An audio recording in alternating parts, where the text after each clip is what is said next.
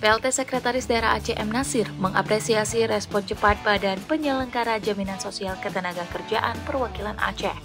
Hal tersebut disampaikan oleh M. Nasir saat menerima kunjungan silaturahmi Kepala BPJS Ketenagakerjaan Perwakilan Aceh, sekaligus penyerahan santunan dari lembaga tersebut kepada ahli waris almarhum Ketua Umum Komite Olahraga Nasional Aceh, Kamarudin Abu Bakar, di ruang rapat Sekda Aceh pada Kamis 8 Mei 2025. PLT Sekda mengatakan kami sangat mengapresiasi respon cepat BPJS Ketenagakerjaan karena sebelum di KONI kita sudah banyak memberikan santunan dan saya selalu terkejut setiap menerima telepon dari BPJS, responnya selalu cepat.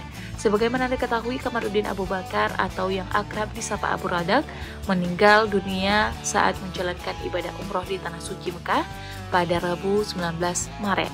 PLT Sekda menyaksikan prosesi penyerahan santunan oleh Kepala BPJS Ketenagakerjaan Perwakilan Aceh, Verina Burhan, yang didampingi Kepala Kantor Wilayah BPJS Sumbagut 1 Nyoman Suarjaya kepada ahli waris.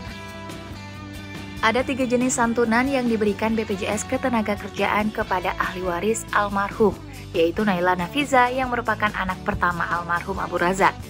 Santunan jaminan kematian sebesar Rp42 juta, jaminan hari tua sebesar Rp1.552.490, dan beasiswa untuk 2 orang anak sebesar Rp132 juta.